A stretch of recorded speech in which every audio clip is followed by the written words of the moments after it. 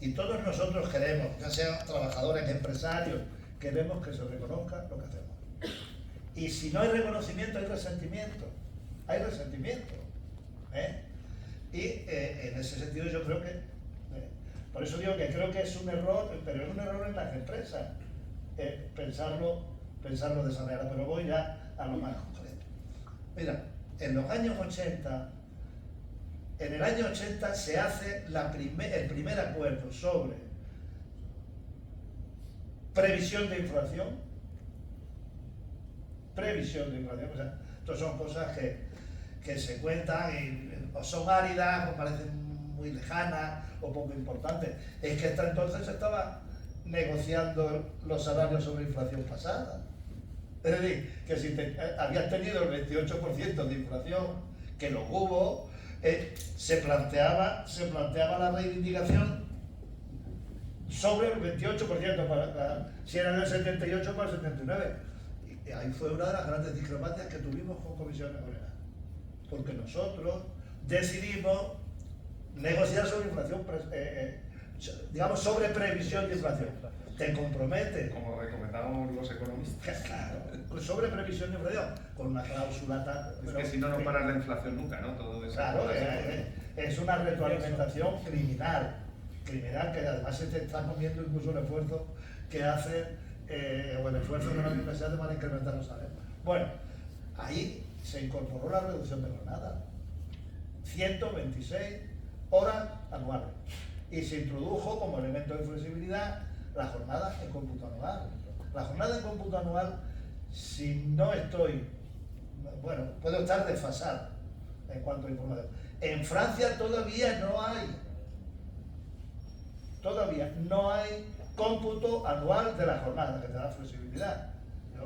En fin, yo tengo buenos amigos empresarios, pero nunca se atreven a decir en voz alta lo que deberían decir, ¿no? Uno me dijo un día, problemas para despedir en Francia, que no puedo despedir a nadie, si esto es un paraíso, cosa que me preocupó. Pues yo no quiero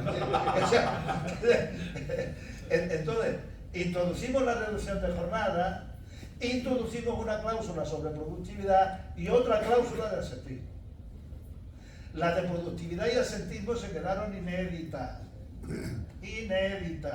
Se hace mucha ideología sobre el asentismo y la productividad, y luego a la hora de ponerse en marcha, hay empresas donde lo hacen bien, pero luego, en términos generales, pues siempre que si la mutua, que si no sé qué, que si no sé cuánto. Bueno, a lo que voy. Para mí es muy importante para la reducción de jornada, para el salario mínimo, el procedimiento. El procedimiento. Por ejemplo, en términos de reducción de jornada, yo creo que el mejor procedimiento es llegar a un acuerdo previo, que es la pista de aterrizaje para luego el cambio legal. Porque ya has pacificado la situación.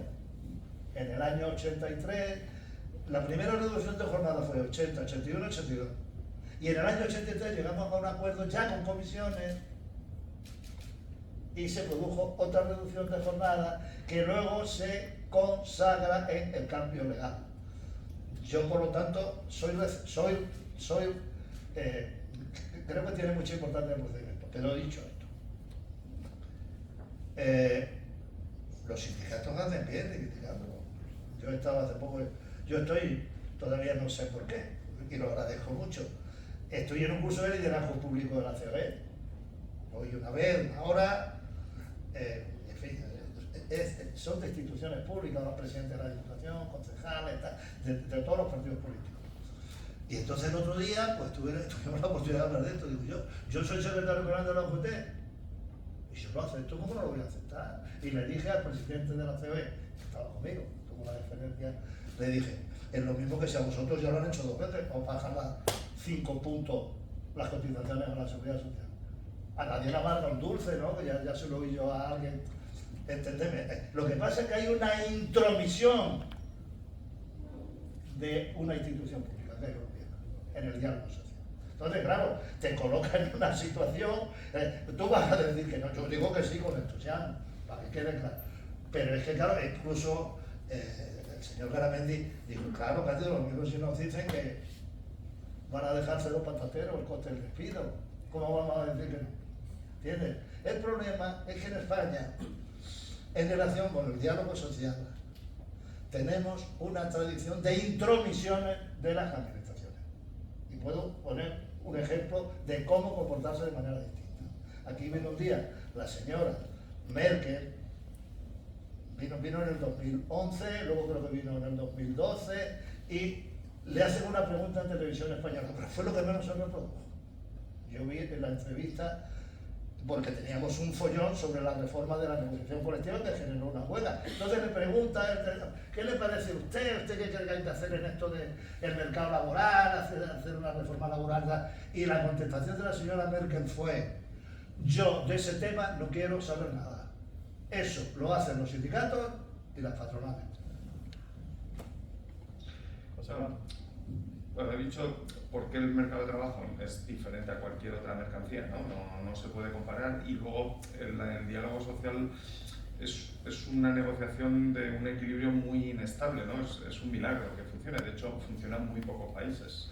Muy pocos países tienen instituciones de mercado de trabajo desarrolladas que funcionen bien, ¿no? Entonces, casualmente, donde funciona mejor el diálogo social, la renta por habitante es mayor, casualmente. Son sistemas como es el caso de Alemania, ¿no? ¿Por qué? Porque tú necesitas una figura clave en el desarrollo económico, que es el empresario, que los comunistas intentaron sustituir por un sistema de planificación matemática tipo inteligencia artificial, como el loco este de Elon Musk. O sea que esto ya lo hemos visto, ¿eh? Y eso no funciona, ¿no? Pero los empresarios, que son una pieza clave, son muy pocos. Entonces, cuando tú haces la generación de la producción y del PIB por el lado de la oferta de capital y empleo, y generar bienes y servicios, necesitas consumidores, y los consumidores son los trabajadores. Entonces, claro, el flujo circular de la renta necesita un equilibrio. Y qué casualidad que en los países donde funciona bien el diálogo social, cuando tú coges series muy largas de distribución de la renta, el peso de los salarios en el PIB es constante, tiene un proceso de reversión a la media, ¿no? Porque hay diálogo social, si te lo cargan, no. Y ahí vienen. Y dos, después viene la estabilidad social, aparte de la estabilidad en el mercado de trabajo, porque si tú generas producción y no hay consumidores, no hay equilibrio entre la oferta y la demanda. Los empresarios son clave, pero son muy pocos, y los trabajadores votan y son los que determinan el sistema político y social. Entonces, las tres patas tienen que estar equilibradas, ¿no? Cuando mides el PIB lo mides por el lado de la oferta, por el lado de la demanda y por el lado de la distribución, ¿no? Si cualquiera de las tres ángulos no está estable, pues la economía de mercado no funciona, digamos, a su máximo potencial, ¿no? ¿Cómo gestionas tres objetivos? Pues esto, ¿no? Cándido es ingeniero también, y bueno, los economistas de matemáticas sabemos bastante. Cuando tú tienes tres objetivos, ¿no? La combinatoria es infinita. O sea, el óptimo nunca es único, ¿no? Entonces, es que no hay otra política económica, eso siempre es mentira, o sea, ¿no? Todo se negocia y, ahora, ¿dónde está el óptimo? Pues pueden ser muchos, ¿no? ¿Qué determina el óptimo? Pues claro, si los empresarios no están contentos y los trabajadores sí, no hay óptimos, y los trabajadores no. Si la sociedad no se reparte bien, si los jóvenes no tienen vivienda se cabrean, todo muy complicado, ¿no? Entonces, ¿no? Y luego, ¿cómo es nuestro mercado de trabajo? ¿No? Un apunte histórico un poco anterior a Cándido, cuando ETA asesina a Carrero Blanco, el mismo día en la Plaza de las Salesas se juzgaba a Marcelino Camacho y a los de las comisiones obreras. Entonces, claro, Franco no tiene estructura política, es un militar espectacular, ¿no? Ayer estuve viendo un reportaje de la 2, ¿no? Cómo el tío nos saca de la Segunda Guerra Mundial. Es la hostia, ¿eh? O sea, la hostia, macho. O sea, el tío le aguanta a Hitler 2 horas y media allí, ¿no? Yo creo que nadie le ha aguantado tanto, ¿no? Dijo que prefería un dolor de muela que volver a sentarse con el gallego, ¿no? No le da ni media a Hitler, ¿no? Y lo contaron ayer en el reportaje veladamente. El tío empieza a ver militarmente que Hitler pierde la guerra. Acojonante. Dice que no me meto ahí. Entonces se hace neutral y ya empieza a llevarse bien con los americanos. Después está virar porque, claro, estaba muy fascista, ¿no? Pero bueno, entonces, claro, cuando coge la estructura política de la Falange copia el sistema de Mussolini y de los camisas negras. Entonces se crea su propio sindicato, que es lo que quería hacer Vox, ¿no? Y lo que hará Meloni y tal. Entonces, claro, se cargan el diálogo social. Lo primero que hace Franco y la Falange es cargarse el diálogo social. Entonces, una economía planificada, totalmente controlada, que es un desastre, como Cuba, como cualquier economía ineficiente, ¿no?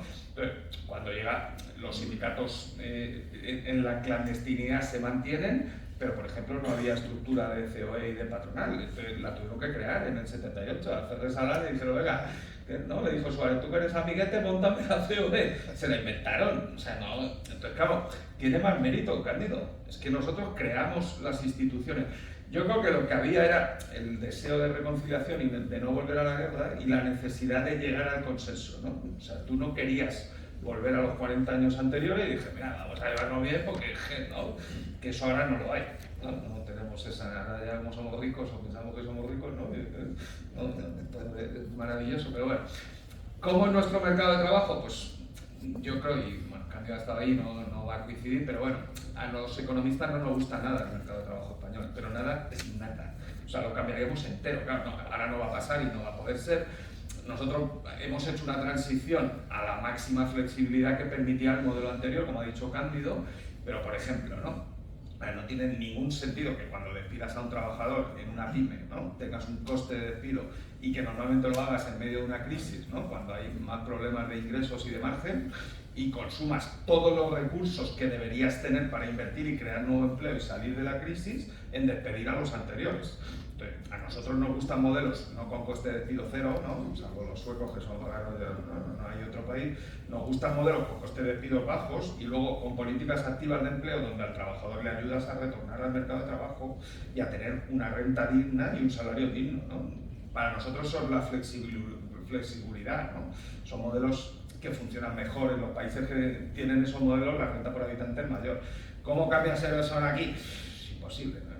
No aprobamos ni una ley en el Congreso para abrir esto, ¿no? Como gran el melón, saldrá peor. Pero bueno, eso es un poco la visión de los economistas, ¿no?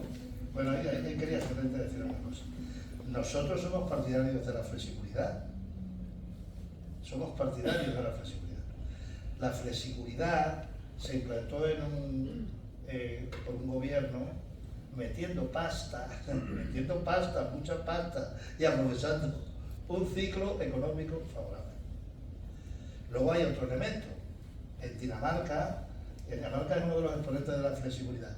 Claro, la visión de un empresario y la visión de un sindicato es muy distinta. Y no tiene por qué ser contradictoria, luego hay que buscar una forma. Claro, en Dinamarca, la movilidad prácticamente significa pasar de un barrio de Copenhague a otro. Y aquí la movilidad puede ser irte a Baleares y no encontrar piso para vivir. Y luego, el otro elemento... Hoy hemos estado en la fábrica de Drylon y ha venido uno de Barcelona a trabajar a Segovia. Eso, pero ha venido por amor, ¿eh? Ha venido por amor. Y no por condiciones económicas.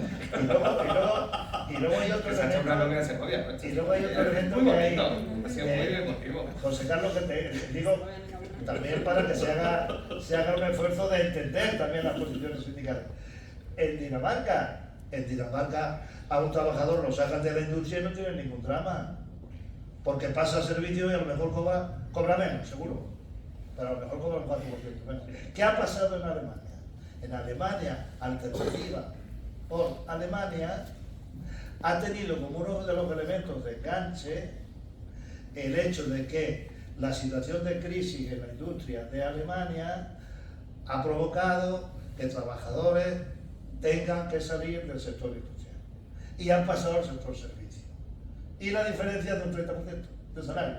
De manera tal que la autoestima del trabajador ha pasado, como decía antes, del reconocimiento al resentimiento.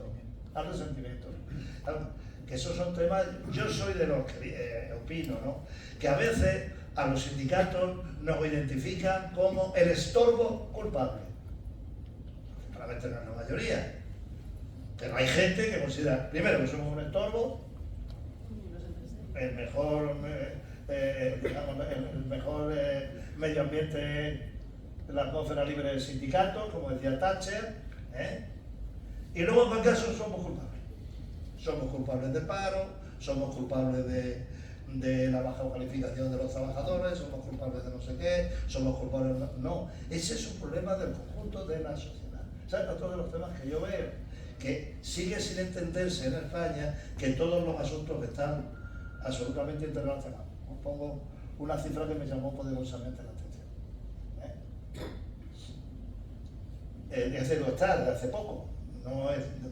No la encontrarán en el libro porque el año pasado, el 24, trabajadores y empresarios con bajo nivel de cualificación. Trabajadores y empresarios. Trabajadores españoles con bajo nivel de cualificación, el 29%. De cada 100, 29. Empresarios con bajo nivel de cualificación, el 33%. De cada 100, 33. En Alemania, trabajadores de baja cualificación, el 16%. Es la mitad, prácticamente la mitad. Empresarios, el 11%, que parece más razonable. Lo que quiere decir que hay una serie de factores que no son el despido, también pueden ser el despido, yo lo acepto, ¿no? De hecho, puedo poner un ejemplo, claro. No, sí. O sea, que luego Experiencia, tienes... Carlos, mira, en el año 1996 o 97, cuando gobernaba Aznar y no gobernaba por mayoría absoluta, llegamos a un acuerdo con la patronal para abaratar el despido. Pero no cambiando el estatuto de los trabajadores, porque queríamos hacer, claro, que queríamos tener la sandbox, ¿no? La caja de arena que amortigue la experiencia, ¿no? Algo así.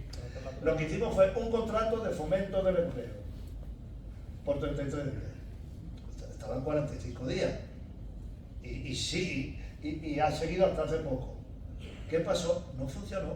Es decir, el problema del coste del despido no explicaba en España de manera absoluta los problemas que tenemos. Te lo doy yo otro dato al revés, ¿no?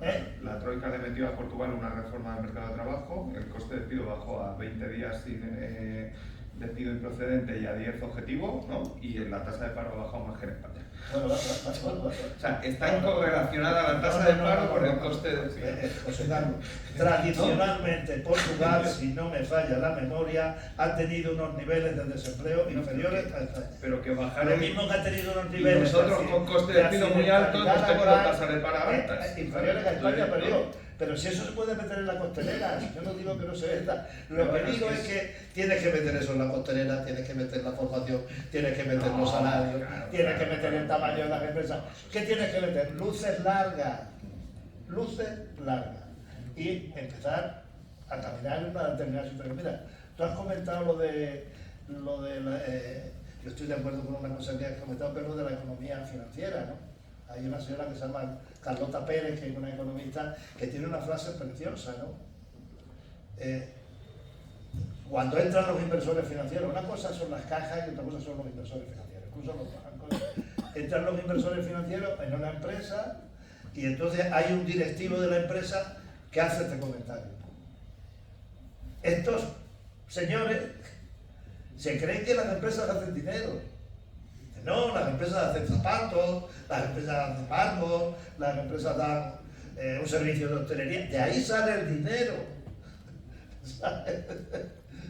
¿Y qué pasó en la crisis? Yo he sido de los que he denunciado que se hayan bancarizado las cajas. Y me alegro de que las cajas rurales sigan subsistiendo, con todos los problemas que tuvieron. En Alemania las Sparkassen siguen funcionando y dicen, yo no lo sé, dicen que las Sparkassen tienen más trampas que una película de chino. Ojo. Bueno, pero canalizan el ahorro interno a la pequeña y mediana empresa. Las cooperativas de crédito en Alemania son el tercer grupo financiero. O sea, claro, ¿qué es lo que vamos a conseguir aquí en España? Porque hemos pasado a lo largo de toda esta crisis sin necesitar ayudas públicas y dejando claro que no somos cajas de ahorro, somos cooperativas de crédito y pertenecemos en nuestro caso a un grupo con 30 cajas y aquí estamos, ¿no? Dando esos servicios básicos y ya más complejos y pudiendo hacer todo esto gracias a vosotros. Esta cuña publicitaria que me han propiciado es maravillosa. Pero hecha a propósito.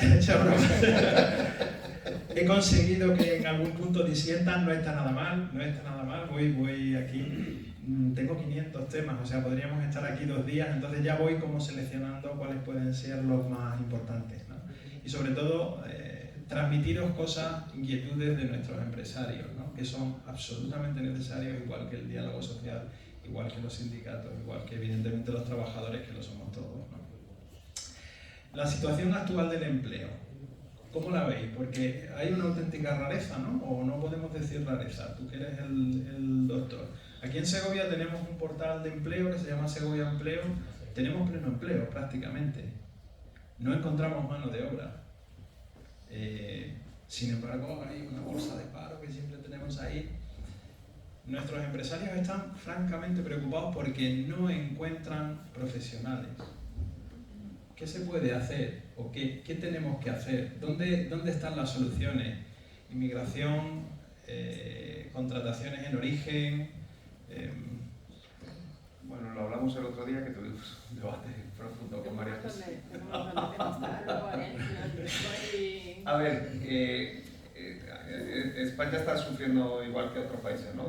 China también, toda Europa, Estados Unidos menos, pero por la llegada de inmigración, un proceso de envejecimiento de población muy fuerte, ¿no? Entonces, lo miramos siempre desde el lado del sistema de pensiones, que es un sistema de reparto y desequilibra mucho, ¿no? Y es la principal causa del déficit de las pensiones y del déficit público y de la elevada deuda pública que tiene España. Un tercio de la deuda pública la genera el sistema de pensiones, ¿no? Y más del 100% del déficit público del año pasado lo generó el sistema de pensiones. Pero en el mercado de trabajo el desequilibrio es brutal, ¿no? Nosotros llevamos desde el año 73, ¿no? Porque como Franco estaba malito, los técnicos comerciales decidieron no subir el precio de la gasolina, ¿no? Y la hostia que nos arreamos fue, ¿no? O sea, en el 77 fue mundial. Se lo comió todo Suárez y la democracia, ¿no? Nos dejaron la herencia bien. Había que subir, aceptó la reconversión industrial, la fábrica no era rentable, bueno, ¿no? Y desde el año 77, ¿no? Que empieza a subir la tasa de paro, ¿no? Hemos vivido en un mundo de exceso de oferta de mano de obra, donde cuando las empresas iban al mercado de trabajo siempre había trabajadores disponibles y eso permitía dar poder de negociación salarial a las empresas, ¿no? Cuando ponías una oferta en el portal y te salían 30, pues negociabas a la baja, ¿no? Vale, ahora es al revés, ¿no? Pones una oferta y no hay trabajadores y los tienes que mover y, ¿no? Entonces, ahora el poder de negociación está en el lado del trabajador. Entonces, esto es duro, el mercado es duro, nadie dijo que el mercado iba a ser fácil y lo que tienes que hacer es adaptarte y las empresas que no se adapten morirán. Darwin y la supervivencia, ¿no? Y ya es muy duro, ¿eh? Es muy duro, pero y los listos pues sobrevivirán y les irá mejor. Ya está, esto es el capitalismo, ¿no? ¿Qué pasa? Que nosotros tenemos una estructura de mercado de trabajo, seguramente por estos condicionantes que he dicho antes, muy rara, donde tenemos tasas de empleo y tasas de actividad bajísimas, ¿no? Entonces eso es como llevar, yo qué sé, ¿no? Si te dejan ahora un Fórmula 1 y lo llevas a 70 por hora o a 100, ¿sabes? Pues coño, el coche te puede ir a 200 y le llevas a 100, ¿no? Pues nuestro mercado de trabajo tiene potencial para llegar a tasas de empleo muchísimo más altas. De hecho, en la provincia de Segovia, en la gente en edad de trabajar, o sea, no te afecta el envejecimiento, entre 16 y 67 años, 1 de cada 2 no trabaja.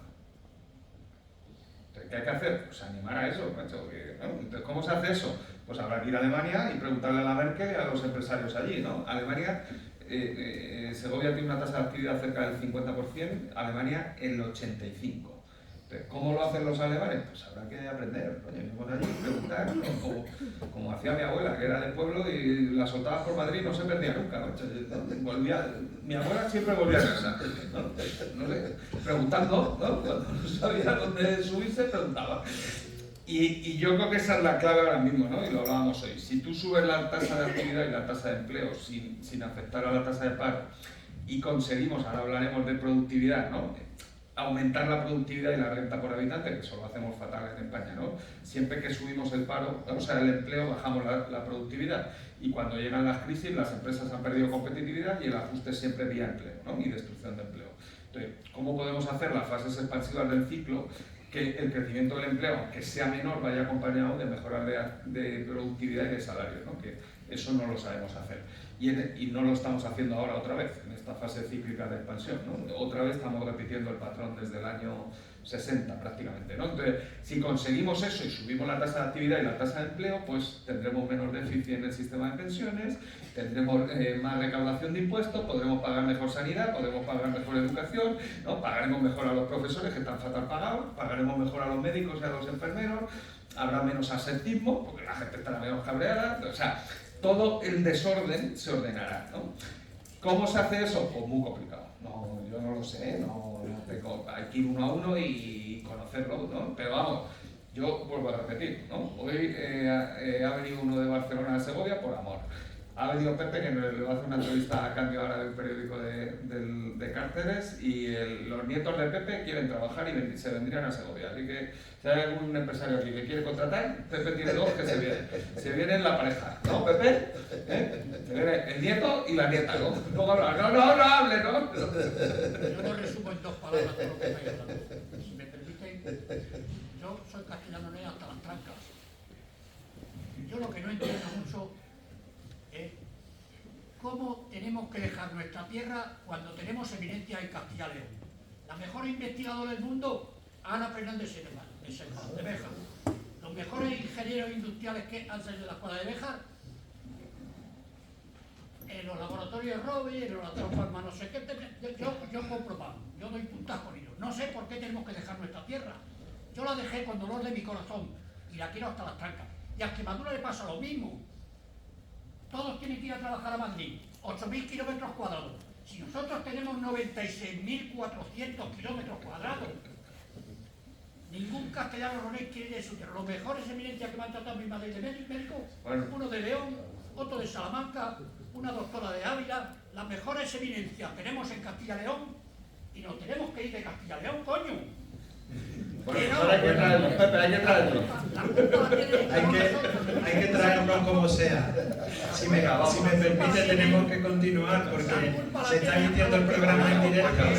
Organicen el país, que para mí son los Bueno, de la clase, que no organicen por el favor. país.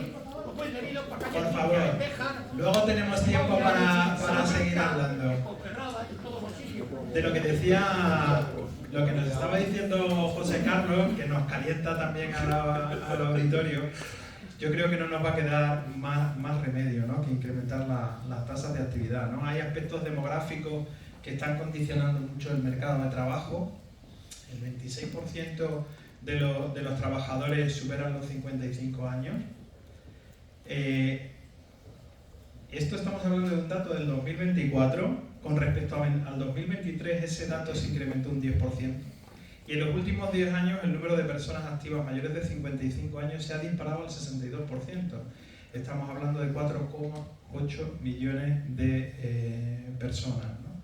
Entonces, ese incremento de las tasas de actividad con esta pirámide poblacional, ¿qué quiere decir? Que tenemos que estar trabajando... Desde luego. ¿Estamos de acuerdo con eso, Cándido? No, vamos a ver. Primero, cifras de paro. Claro, si se remonta uno al 73, ¿me entiendes? Estaba restringida la actividad laboral de la mujer, estaba restringida, y había 1 millón de personas en la migración. Es decir, nosotros... Y 3 millones de migrantes. Claro, he dicho 1 millón, 3 millones. 3 millones de migrantes. Claro, cuando entra la democracia te encuentras con una situación, un diferencial tremendo que no hemos sido capaces de resolverlo. Yo creo que el problema es que creo que no hemos empezado a andar para resolverlo. Yo creo que estamos perdiendo oportunidades. A ver, vamos a ver. Más del 80% del crecimiento económico espectacular que vivimos se debe a los inmigrantes,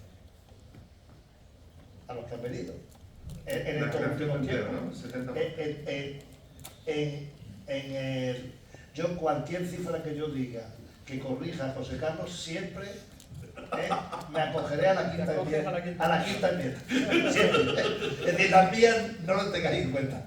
Tened en cuenta la de él. Entonces, ese es un tema que está ahí. Aquí en España ocurrió algo espectacular. En muy pocos años entraron 5 millones de personas. En la época de la burbuja inmobiliaria. 5 millones. Del 2000 al 2007. Dio un salto la población así. Eso no ha ocurrido prácticamente en ningún país que yo sepa. Y ahora han sido 500.000. Y hay un compromiso en el Parlamento de regularizar 400.000, creo. Bueno, ¿qué cosas que yo he visto en la práctica que me generan perplejidad? Yo, en la época de la burbuja, vino un director general de una gran empresa de la construcción, que fue compañero mío de colegio, de bachillerato y tal, a decirme que tenían que traer ferrallas y encofradores de Colombia, porque no tenían. Bueno, pues si tenéis que traer, pero a ver en qué condiciones vienen, etcétera. Claro, eso me pasa a mí hace 20 años y 20 años después sigue pasando lo mismo. Sigue pasando lo mismo. Perdona un momento, José Carlos, es que me interesa vincularlo también con lo que está ocurriendo con los mayores de 55 años. Tú has dado una cifra en esta actividad y yo te puedo dar la de paro. La de paro y la de actividad están interrelacionadas, ¿no? La de paro ha subido, está subiendo en ese porcentaje. Yo me he hecho la siguiente cuenta. Mayores de 55 años. Año 2003. Hace 22 años. ¿Cuántos estaban en el paro? De cada 100 trabajadores en paro, 6 tenían más de 55 años. ¿Cuántos estaban ocupados? Formaban parte de la población ocupada. De cada 100 trabajadores ocupados, 11 tenían más de 55 años. Entonces, 22 años después, bueno, 20 años después, porque la cifra es del 23. ¿Cuántos parados mayores de 55 años había 20 años después? El 19%. Lo cual no tiene sentido. Se multiplicó el paro por 3. Es decir, y había pasado la población ocupada del 11 al 20. Es decir, se había duplicado la población. Entonces, la pregunta que yo me hice es la siguiente. Hace 20 años, esos trabajadores tenían 35 años, o 36. ¿Qué hemos hecho entre ese año y este año para que 20 años después esos trabajadores tengan que estar abocados al paro? ¿Hemos hecho algo para reciclarlo? ¿Hemos hecho algo aparte de las instituciones financieras, las telefónicas, etcétera? Despedir y despedir y despedir en buenas condiciones, ¿eh? Que se ha producido una paradoja. La paradoja, hay grandes empresas donde los trabajadores se plantea ahora un expediente de regulación de empleo, de bajas voluntarias, y lo que se ha corrido, ojalá ya no pase. En mi etapa pasaba, decían, no, agárrate a este porque el siguiente va a tener peores condiciones. Porque este ya tiene peores condiciones que el anterior.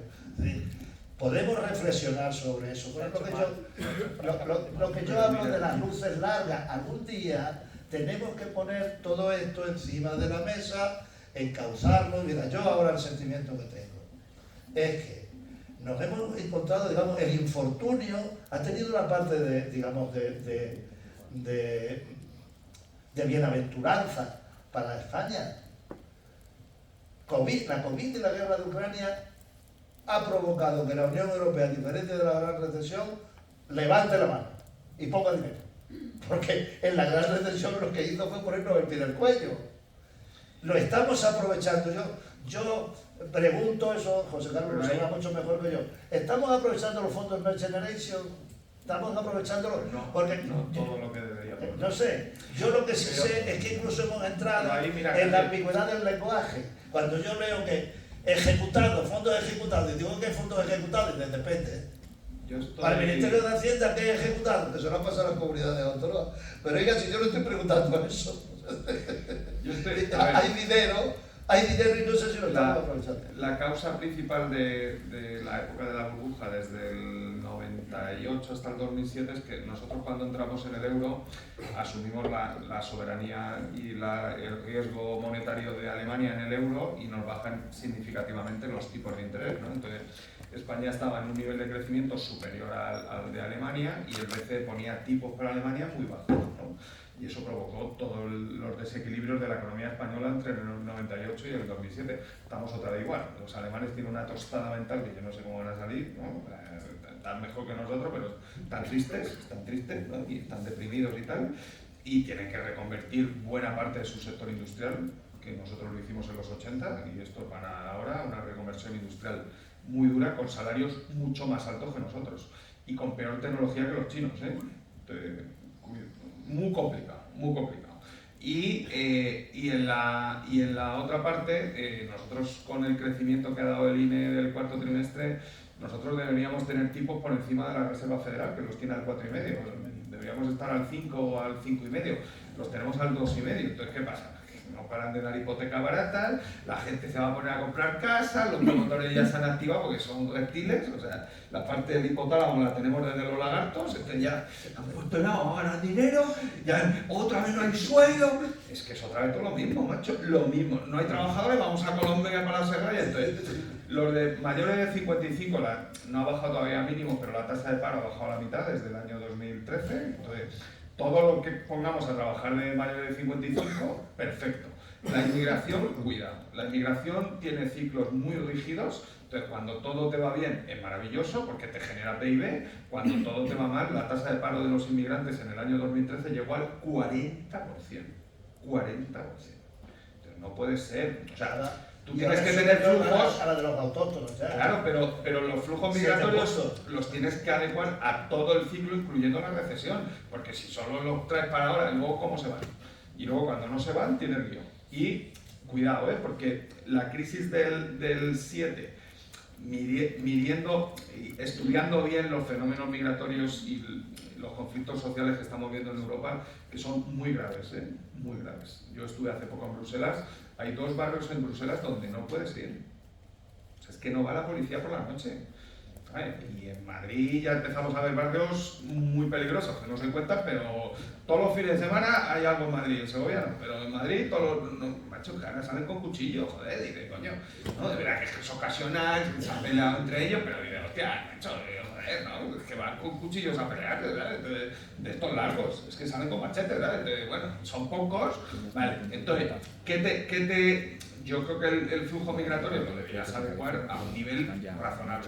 Si hay escasez, es mucho mejor que el mercado de trabajo refleje la escasez y que suban los salarios, se incorpore tecnología y suba la productividad, que traer inmigración. Muchísimo mejor. Y seguramente si haces eso, vas a incorporar población activa desanimada, que a salarios más altos se van a incorporar, porque eso lo sabemos. Bueno, todos no, pero unos cuantos a salarios más altos dejarán del ocio y se pondrán a curar, ¿no? Yo que, mira, sobre eso quiero hacer un comentario.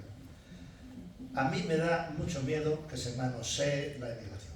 Mucho miedo, mucho miedo. Yo, como secretario general de la OCT, firmé el primer acuerdo sobre inmigración en aquella época, con Manolo Pimentel, que fue ministro de Trabajo y cesó. El primer gran acuerdo, ya entonces tuvimos un problema en el Ejido, me acuerdo muy bien, que el acuerdo pivotó sobre lo que se produjo en el Ejido, no sé si recordáis, una situación muy dura. Es que el modelo de inmigración en España está en función de la situación nacional de empleo. Es decir, lo que me molesta... Que yo estoy a favor de la inmigración, el tema que no puede ser la solución. Carlos, si yo no lo digo, lo que digo es que lo primero que hay que saber que en España la inmigración está en función de la situación nacional de empleo. Punto uno. Los que vienen de temporeros, etc. Eso hay que saber. Luego está todo lo relacionado con la inmigración irregular, que es, a mi juicio, un envite europeo. Yo, por ejemplo, cuando oigo los problemas de la frontera, yo siempre digo, ojo, la frontera, si hay un conflicto, mi frontera es la de Lituania. Pero si hay un problema de migración, la frontera de Cádiz es de los lituanos. Lo que quiero decir es que es un problema de carácter en general. ¿Y qué nos está pasando ahora con la inmigración? En este momento hay 7 puntos más, creo, casi 7 puntos más de paro ya en estos tiempos de los inmigrantes en relación con los autóctonos. Pero luego hay otro problema que ya te permite vaticinar lo que tú acabas de comentar en Bruselas. Yo he ido mucho tiempo a Bruselas y conozco... ¿Qué es? Que está teniendo menor acceso a la educación la familia de migrantes. Porque ¿Qué? no he podido acabar, Cándido. Tú, el ciclo migratorio del 2000 al 2007 no tuvo segunda generación. El siguiente sí. Porque hace 20 años. Claro, es que el problema no está en la primera Es generación. que el niño que tiene 20 está años, en la la segunda niña, generación. claro. Porque claro. la segunda generación, Sí. yo doy clases en Alcalá de Henares, debemos tener una de las poblaciones inmigrantes de grandes ciudades más altas de Europa, ¿no? Son sobre todo polacos y rumanos, ¿no? Claro, vienen a la universidad, son españoles. Es que Claro, la segunda claro. generación, ¿qué pasa? Que estos son mejor que los nuestros, vienen súper educados, estudian un huevo, sacan buenas notas, ¿no? Pero claro, cuando tú naces como español y te sientes discriminado, sale como has dicho antes, ¿no? El resentimiento. Claro, entonces, Si no hay reconocimiento. nosotros en el hay 2007 resentimiento. tuvimos un ciclo de inmigración muy bueno, de primera generación, gente que no se volvió a sus países porque la situación era peor. Un inmigrante se comporta igual que un inversor en bolsa. Está sometido a mucha incertidumbre y cuando da el salto se va a donde hay un primo que le da la vivienda y el acceso al trabajo, ¿no? No va a donde hay menos tasa de paro y más empleo. Entonces, ellos se comportan racionalmente. Entonces, volverse a sus países, ¿no? era más costoso que quedarse aquí y sobrevivir. Bueno, no sé cómo sobrevivirán porque llegan a una tasa de paro brutales, brutales. La segunda generación no, porque son españoles. Sí. Claro, es que es un cambio, ¿eh? Ahora. Entonces, psicológicamente no van a soportar lo que soportaron los padres en el 2012. Sí, claro. Pero es lo que está pasando, lo que pasaba en las familias de París. Los jóvenes se sentían discriminados porque tienen los problemas de integración. Allí se generaba otro problema que era el nombre que tenían, si eran de origen islámico. Nosotros, ese elemento, porque hay muchísima migración latina, pero el escalón educativo no se debería de producir, porque ahí es donde se producen las bolsas de marginación. Pero estás teniendo un escalón educativo, Candy, ya nos salimos del mercado de trabajo, ¿no? Porque tienes un país que solo vive para los mayores, que se gasta todo el dinero público en pensiones y que está desatendiendo la educación pública. Y el gap entre educación pública y privada es tan brutal, y crece tanto cada año, ¿no? Porque tiene dos problemas. Un problema de dotación de recursos y otro problema que las universidades y los institutos no funcionan porque no se adaptan a los cambios, tardan 20 años en cambiar los programas, no sacan bien los nuevos módulos, ¿no? Los profesores todo el día llorando, que son una fábrica de excusas y de lamentos. Yo he dejado de ir a mi departamento, yo estoy en una universidad pública, digo, coño, pues si estáis tan disgustos, iros, digo, os vais a cagar cuando salgáis al mercado privado. O sea, vais a dejar, trabajo mucho aquí, tú no has trabajado en tu vida, coño, o sea, echas horas aquí, no sabes para qué. O sea, como te ponga uno arriba, unos criterios de productividad y te pongas a seguir objetivos, o sea, vas a enterarte de lo que es trabajar. Bueno, claro, que llega un momento y que, claro, que es un problemón. Tú estás gastándote gasto corriente en pensiones hoy, que se acaba gastando en pañales de incontinencia de gallo, ¿sabes? Que no van a... O en el cochinillo, ¿no? O en la granja, yo qué sé, se lo gastan bien, vamos, que es un flujo circular de la renta, pero es gasto corriente. O sea, tú estás dándole vueltas al círculo, ¿no? Y estás dejando de gastar en educación y en I+D, que te va a generar PIB los próximos 40 años. Eso es lo que estamos haciendo, ¿eh? Bueno, ahora, ¿quién dice? Que luego hay una frase de Cándido, ¿no? Para Cándido el sistema de pensiones es la espina dorsal del estado del bienestar, porque es la solidaridad intergeneracional. ¿Qué le vamos a decir a los jóvenes? Que ya verás. Bueno, cuando lleguen un día digan, hay que pagar pensiones. ¿Va a pagar pensiones? Vamos, Si madre va a pagar pensiones. ¿No? Si me permitís, hay 500 temas. Esto Sí, claro. nos daría para estar aquí 3 días, ¿verdad? Es que hay que ordenar un poco el país. No son tantas cosas, pero estamos Si tocamos el tema de desordenado. pensiones y el tema que me duele, que me va a doler dejarme un poquito Venga, atrás, venga. que es el tema de los jóvenes, ¿no? Os pido máxima brevedad porque tenemos que cortar. Lo bueno es que cortamos aquí y nos vamos a tomar muy bien. un vino de la tierra Eso es bueno. con el agape correspondiente y podemos seguir hablando, porque se nos han quedado muchísimos temas. Pero este no quiero que se me quede atrás, y es el de los jóvenes. ¿Creéis, y os pido brevedad, Sí. ¿creéis que los jóvenes son los grandes perdedores del mercado laboral? Bueno, yo antes he dicho que creo que es la gran frustración de la sociedad española, que no tenemos la situación que tenemos. Lo que pasa es que digamos, eso nos emplaza a todos. Y me voy a centrar en una cosa, en unos datos. Entre el año 2022 y el año 2023 salieron de España 800.000 profesionales. 800.000 profesionales. Médicas, médicos, arquitectas, arquitectos, ingenieras, ingenieros, enfermeros, 800.000. 800.000. y están trabajando. En España hay 1,4 millones de universitarios en subempleo, o en el año 2023 se hará una cifra. Pero tenemos 800.000 que se han ido. ¿Qué quiere decir eso? ¿Es culpa de los jóvenes? Pues parece que no, porque los jóvenes se van a otro país y trabajan. Y además tienen reconocimiento. Fíjate, yo he oído a un médico que se fue a Portugal y dijo, no, si no solo me he venido por el dinero, es que aquí me tratan mejor, me respetan. Y no tienen resentimiento. Claro, sí, bueno, es que ese binomio funciona en todos los seres humanos. Añado otra cifra. En el año 23 se fueron 400.000 que están provocando el cambio tecnológico y el cambio digital de nuestros países, no lo perdamos, y manteniendo la calidad de los sistemas de bienestar. ¿Cuántos se licenciaron o graduaron en España en el 23? 190.000. Es decir, que se nos fueron 400.000 y solo se graduaron 190.000. 190.000. Ha dicho una cosa, José Carlos, ha dicho muchas cosas que tienen toda la razón. Incluso donde discrepamos también él tiene cierta razón. No. Pues en Alemania están obsoletos en relación con el cambio digital. Tienen una potente formación ocupacional, pero es que yo tengo un hijo que lleva 12 años allí, que es ingeniero electrónico, ¿no? Entonces, el nivel de cualificación de los ingenieros era bastante más deficiente cuando fue mi hijo y creo que se sigue manteniendo. Seguro. Yo tengo amigos que están allí. Eso, lo que quiero dejar es esa imagen. ¿Qué pasa? Que nuestros jóvenes sí que encuentran trabajo.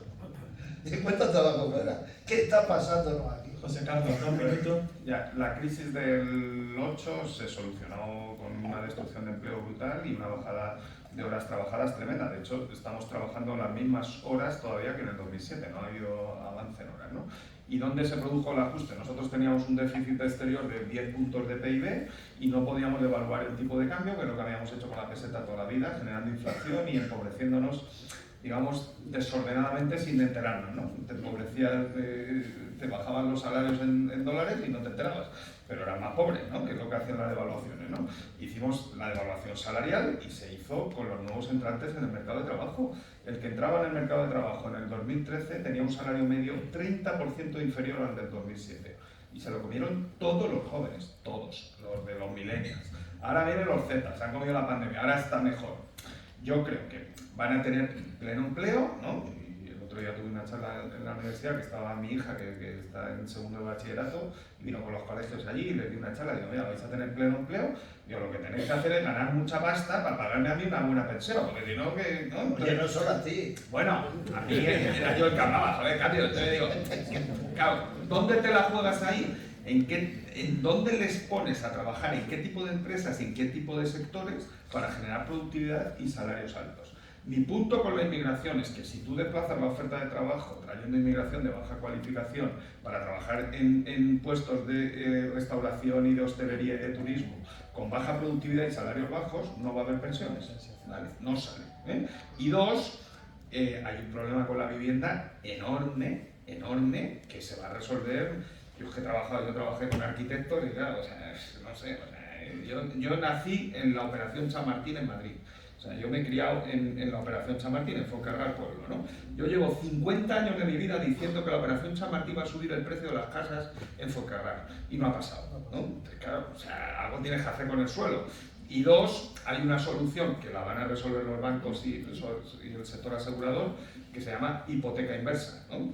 Yo no me quiero poner muy negativo, pero vamos, algún día habrá una crisis financiera y no habrá capacidad para emitir deuda pública y se va a meter un recorte de pensiones brutal, porque no hay dinero para pagar pensiones, ¿vale? Entonces va a ser a lo bestia, porque no lo vamos a hacer ordenadamente, ¿no? Y cuando hagamos eso, ¿no? Las personas mayores que tienen una vivienda van a ir a una aseguradora, les va a hacer un cálculo actuarial bien hecho, no como hace la Seguridad Social, y va a decir, mira, te pago tanto de cuota mensual para que te jubiles y me quedo con tu casa cuando mueras.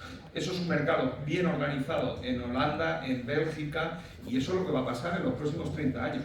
Y esa es la única solución para darle viviendas a los jóvenes en el centro de las ciudades y que no se tengan que ir a vivir yo qué sé, al campo, ¿sabes? Pues, ¿no? Que tengan una...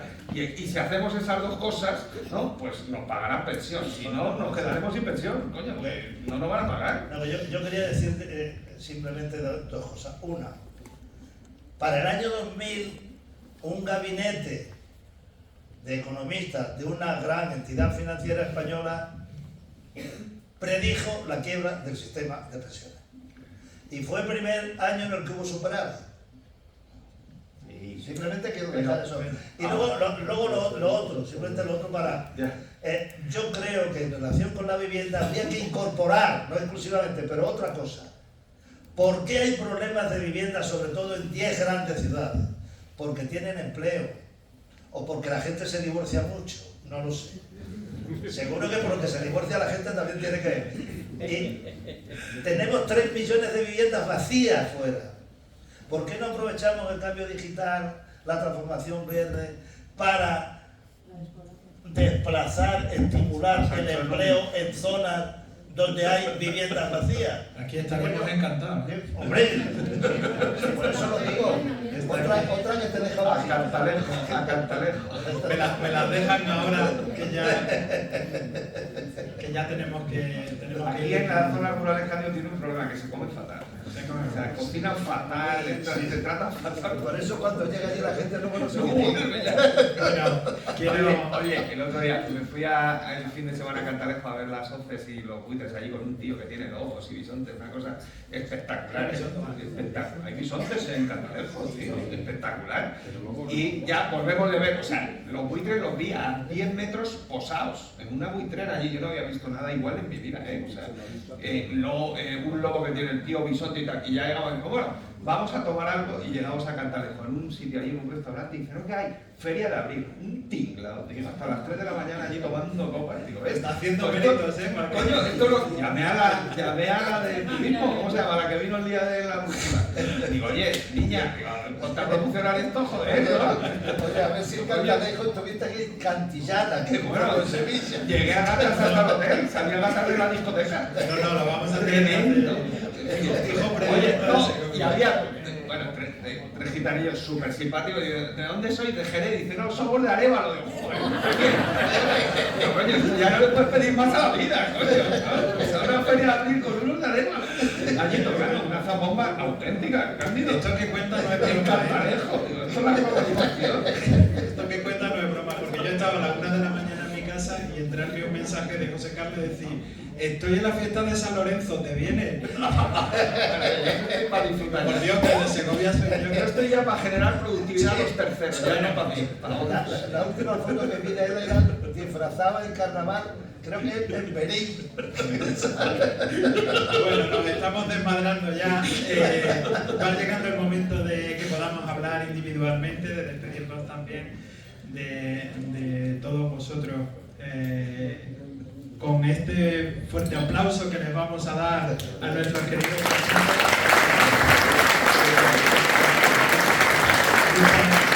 Muchas gracias por acompañarnos, muchas gracias a todos y también muchas gracias a los televidentes de la 8 que nos han estado siguiendo en directo y nada, hasta la próxima que va a ser muy pronto y también la vamos a liar mucho. Por cierto, mañana es la media maratón y lo vamos a petar. 2000 inscritos y bueno, vamos a montar la Segovia que se sale, Muchísimas gracias.